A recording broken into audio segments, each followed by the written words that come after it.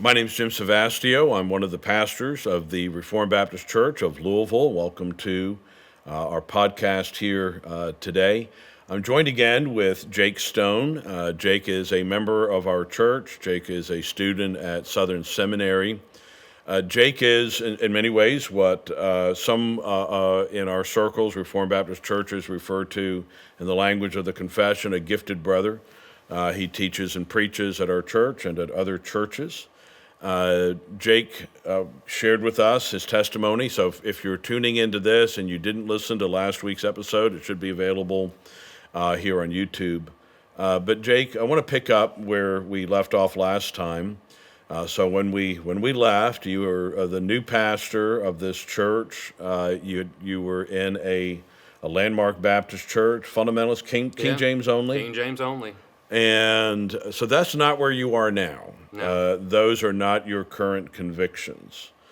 So kind of guide us through what happened to you as a Christian, as a pastor, and with your church as things began to change. You began to be challenged and hear things maybe you didn't hear before. So tell us about those wrestlings and the story of God's grace. Yeah, so in the first church that I served at, I was there for 2 years, and while I was there, in God's providence, there was a man whose grandfather had pastored that church, who was himself a pastor, and he visited one Sunday, and during our conversation after the service that morning, he said, "So do you not do expository preaching?"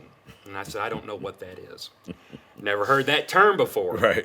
And probably the answer to the question yeah, of like, and, no, because I don't know what it is. I don't know. And so by God's providence, he began to explain a little bit about that to me and use some names like Adrian Rogers and W.A. Criswell as men that were expositors. And he also used the name John MacArthur as well. And that kind of began to lead to a journey in many ways. And so I began to look these men up, find some books. That's how I discovered about Dr. Moeller. His book, He Is Not Silent, was the first book I ever read on expository preaching. Okay. And as I started trying to emulate what I was listening to, I started trying to preach through the book of John to these people. And what's interesting is in our kind of fundamentalist circles, I'm naturally loud, so I'm not mild-mannered, but I had been pegged by some as a teaching type, which was not exactly a compliment by some people. And so, Interesting. But our little congregation really started enjoying this sequential preaching. So can I ask, Sure. did you openly tell them that you were making a change, that you had been convicted that this, or did you just start I just did it. I just started doing it. And did people realize like, hey, we were in John last week too, and normally we skip around? Yeah, no, they would say that they'd had some pastors. Of course, one of the things, so this is a confession, but an encouragement to men starting out in the pastorate. When I first went there, I used to get very irritated when I would hear about how their former pastors used to do things. So I'm trying to be here long enough that I irritate people for generations to come. Right? And so I would hear about that brother so-and-so. He used to do this on Wednesday nights occasionally. But overall... this expository stuff or consecutive expository. And but overall, it was received well. But during that time, I started wrestling with like questions on like King James onlyism and some things like that. So how did that get to, was it just yourself, or did somebody challenge you? Was it reading these other guys? I had somebody challenge me. Well, it was twofold. One was I was at that time in a landmark Baptist pastors group on Facebook. Okay. And there was this guy on here who was kind of an anomaly.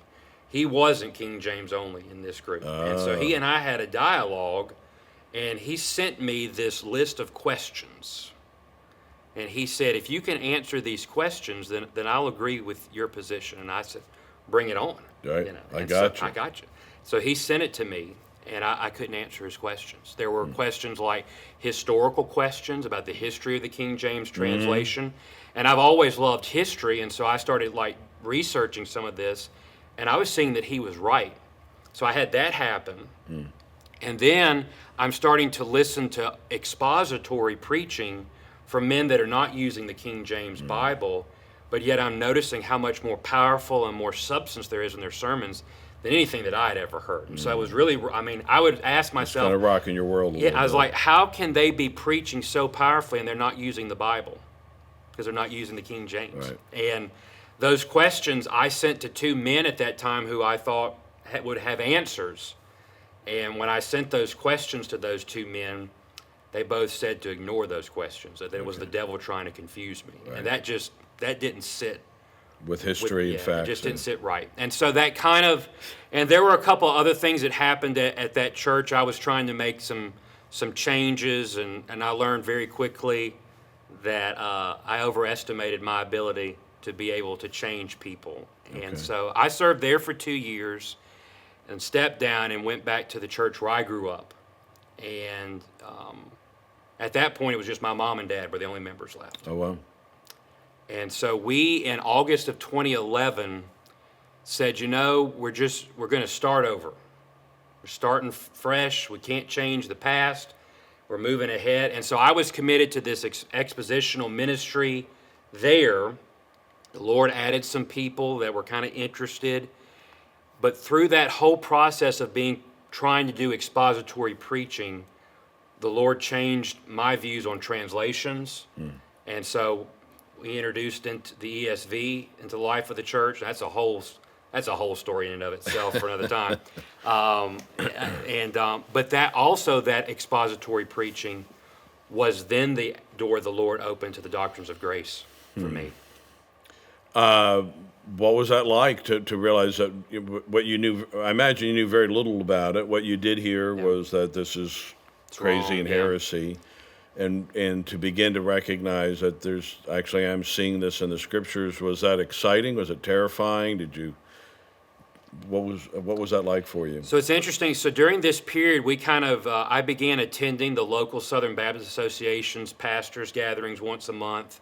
Was trying to find some fellowship because I had, left everything that I had ever known. So by this time, when you come to the new church, are you no longer Landmark? We had left the Landmark Association. Had they done that prior? Even when it was just your mom and dad, had they done that, or did they do that through your influence? Through my influence, yeah. Okay. And so we were looking at the SBC. I'd made contacts with a couple of pastors in the area that were very encouraging. They were very gracious and kind. So I started going to these pastors' breakfast, and this was when Calvinism in the SBC was the hot topic. Sure. And so I'm hearing these gentlemen give their opinions, which were all negative. Okay. And even when I had been introduced to John MacArthur, a friend that had recommended his commentary said, when he's Calvinist, so you need to be leery of some things. Something might bite you. Yeah, and so when he'd start talking about election or predestination in his commentary, I just flipped the page because I knew he was wrong. And so, but then I started noticing, Pastor Jim, as I'm listening to these expository preachers, Right. there were some guys in the SBC world that were good preachers, but they still had a lot of that like stories and entertainment stuff that I had grown up in that I didn't think that was supposed to be in the pulpit really. And then more of the Calvinistic Reform guys, it was just so much more, not just depth, but a piety and a warmth there. And I was wrestling with, how are these guys better preachers, but wrong theologically? And I was wrestling, and I knew a couple of guys that had grown up the way I had, that had embraced the doctrines of grace. Now, they were cage stage, because they would just, anytime they would see me, this is what they wanted to talk about. Sure. And I got to the point where I told one of them, probably not in a tone, I was a little bit too angry. You're allowed. But I said, don't ever bring this up to me again. I will be a Calvinist when the Holy Spirit tells me to. Until then, don't ever bring this up again. Well, I later had to eat those words. But no, you were true to them. Yeah. Can you honestly say, when you look at it and go, I genuinely believe this is of the Holy Spirit. It is. It wasn't that I listened to one man or somebody kept pounding me with it. It was that I'm reading my Bible, I'm listening to sermons, and I'm realizing this is true. It's true. And I remember wrestling, the particular redemption was the hardest thing for me, because that that went against everything that I had ever heard in Right. preaching, especially in a more revivalistic context.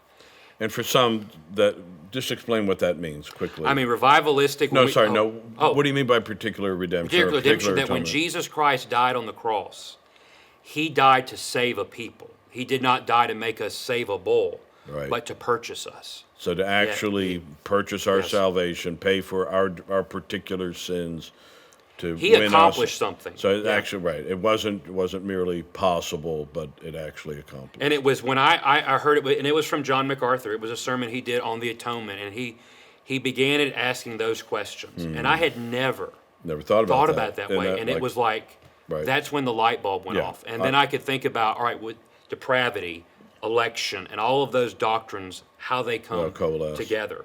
And that was when I knew that the doctrines of grace, it's not because it's, John Calvin taught it, Right. but it's what I see the scriptures teach. So at your church, now your mom and dad are there at this point. Anybody else coming? We or- have about 15 to 20 people are coming All on right, Sunday and mornings. you are slowly changing, and so some of them had been landmark, but now they're maybe being drawn a bit.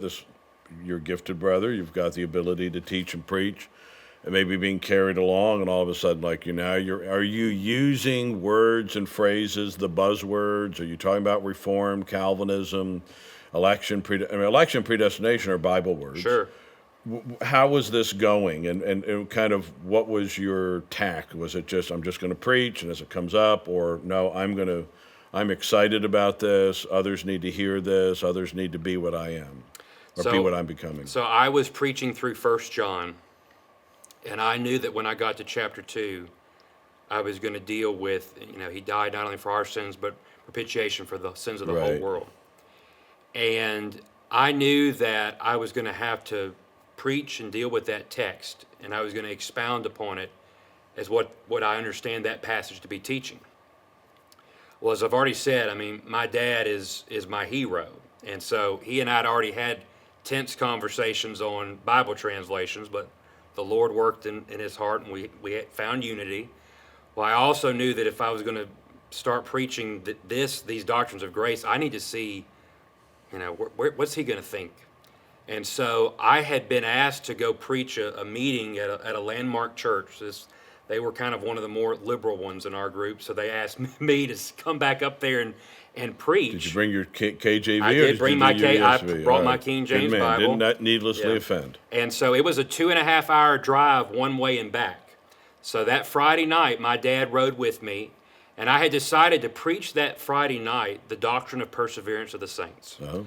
I wanted to give a test run on preaching Reformed doctrinal sermon, and it be the one that I knew everybody in there, because it's, they're raised with eternal security. Sure. I'm not going to get much pushback. Right. But I can unpack it in a way that I think is much richer than once saved, always saved, Right. as a cliche. So I preached that night that doctrine, no pushback. We began our drive back home, and I asked my dad, I said, Dad, when I use the word election and predestination, what comes to your mind? And he gave me his response, and we were closer than I thought we would be. Nice. And so on a Sunday in August of 2013, I preached 1 John 2, 1 and 2.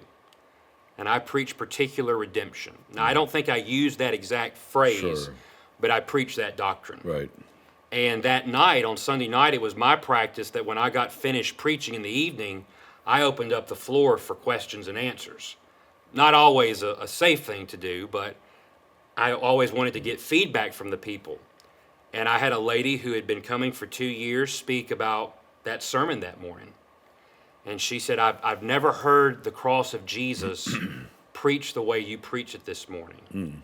It was powerful Oh, and comforting. great. And so I just said, well, what I preached this morning was Calvinism. And I think I'm a Calvinist. So you laid it out. I laid it out, and I said, and I don't know everything, and I'm still learning, but I asked, let's learn together. Now, I know that's an anomaly. We were small. I could kind of do it that way, but it was there. And people shocked by that? Were they ready for it because you'd been giving them a steady diet of, look, we're going to just study the Bible and see where the Bible leads us, and if that's where the Bible leads us, or was there any kind of initial prejudice and pushback? Or There really wasn't, and I attribute it to God's blessing and the usage of that expositional preaching. That the people saw how I handled the text week after week after week, and they trusted me that I was being faithful to the text. And I had not preached, I would not say I was an anti-Calvinist preacher before that. It's just, it was not something that I was obviously preaching or really dealing with. Jake, at what point did your ministry there, did it wind up, or and when did it come to an end? So at the end of 2020, the beginning of 2021, the Lord in His providence, through a variety of different things, closed that chapter of pastoring. And by that time, as you had led the church, would you have considered yourself at this time? So you go from a landmark Baptist to a Calvinist, and we don't have the time to go into this. Maybe at another podcast we can talk about what's kind of the difference between Calvinism and really what we would understand more classically and confessionally Reformed, because a lot of guys today that are called Reformed Baptists, that term obviously has some malleability to it. And on the broadest sense, in the Wikipedia sense, it's very broad. But for some of us, it is more in line with confessionalism, and particularly 1689 London Baptist confessionalism. When did you come to embrace that, to come to consider yourself not just a dispensational Baptist or a fundamentalist Baptist with Calvinism, but to begin to understand maybe some of the rich heritage? Because I know you're a church history guy and Baptist church history. So when did all that begin to coalesce in your life? It was kind of in the couple years after, standing before the congregation and sharing that I'd come to the Doctrines of Grace because of these debates in Southern Baptist life. I wanted to know, what have Southern Baptists historically believed? And that was how I found out about Founders Ministries, and that's then I found out about the 1689 Confession. I remember early on in those days myself, because I was coming into some of this. Well, I'm obviously a lot older, so I'm doing some of this before you're born. But I was around when the Founders got started, and my own pastor, George McNearman from New York. But there was a book, Baptist in the Bible, by Tom Nettles and L. Rush Bush, right. And some of that was kind of a history of Calvinism among Southern Baptists. And was that one of the books that you got a hold of? It was that, and then also Dr. Nettles is By His Grace and for His Glory, which really dives deep into the history of the Doctrines of Grace in Baptist life. And so absolutely, that I got a hold of that and just devoured it. So you would have considered yourself at this time maybe a Founders Southern Baptist? We moved in that direction, yes. And when did you first come into contact with the Confession of Faith? I think it would have been 2014. And in fact, I tried to teach through it on Wednesday nights. You did, okay. It was not pretty because I didn't know what I was doing, number one. And number two, I was still a dispensationalist because of But you're how old at this point? 25. Okay. And so I remember teaching chapter 7 of God's Covenant. I had gotten a hold of Dr. Waldron's exposition of the Confession, so I was trying to use that as a guide, but I was so convinced about dispensationalism that I ignored everything he said in his commentary on chapter 7 and taught it my way. And I remember that I stood up and said, we are Baptist. Presbyterians do covenant theology. We don't. And if in about 5 years... Anything has ever come back to bite you? About a few years later, when the Lord continued in His grace to Jake show... Stone, I'm going to have that as a T-shirt, Jake Stone. Show more and more. I remember teaching on Baptist covenant theology, and I stood up in the pulpit and apologized for what I had said in error. So. All right, so real quickly, Jake, how'd you end up here at RBC? Well, when I stepped away, that chapter closed, and I knew that I wanted to move out of Mississippi, and I really wanted to do education. And I had been up to Louisville a few times. I had friends that had been up here at Southern. I knew of the history of the institution and the legacy. And so I really wanted to come up to Southern. And I had visited RBC once before when I was in a trip to Louisville. Was I here? So you were not here. It was Pastor John who preached. And he actually preached on the doctrine of perseverance in 1 John when I came that Sunday. Way to go. And so when I came up here, moved up here in June of 2021, I knew that this was where I was most likely going to land. And I remember the first Sunday coming here with my mom and my dad, and both of them, just a real peace was in their hearts of the Sunday that we spent here. So I first came into contact with you through some mutual friends. So Creston Thomas Yes. had gone to one of the, what was the name of the little Bible conference? We had the Carrie Fuller Conference. Carrie Fuller Conference. And so I think my friend Jeff Robinson had come. Yeah. And Creston had visited. And so I began to see you on Twitter. And I think would occasionally either like something, or I think maybe once or twice we had a little interact, but we had not yet met. And I can remember saying that, who is going to win the Jake Stone sweepstakes, when you moved to Louisville, because you had somewhat, I mean, obviously in our own little petri dish of things, but you were fairly vocal there online, and still are to some degree. But I thought, oh, he's going to wind up at one of these other churches. But I was very pleased that you wound up here. So you're about to graduate. What do you think what does the future hold for you in life, and maybe in regard to ministry? I've often wrestled about what I sometimes wrestle. I don't know if I would ever think of myself being a full-time pastor again. I still don't sense that is where the Lord would have me to be, but I love the opportunities to preach and teach and to just serve as a lay member. And then I am planning to start my PhD here next year, as well as I'm waiting to hear back from the institution I applied to, but to begin a library science degree. I've been blessed to work at the library at Southern since I moved up here, and the Lord's opened a few doors for me there. And so you and books, it's quite quite a combination. I love those opportunities, and I love being here in Louisville and being at RBC. Well, we loved having you here, and maybe we could have a discussion a little bit about maybe the distinctions in being a part of a confessional church, and what that has meant to you as a former preacher and a pastor in this transition. Yes, sir. Well, thank you for listening. Tune in next week, and Jake and I will be back together, God willing, at our next podcast.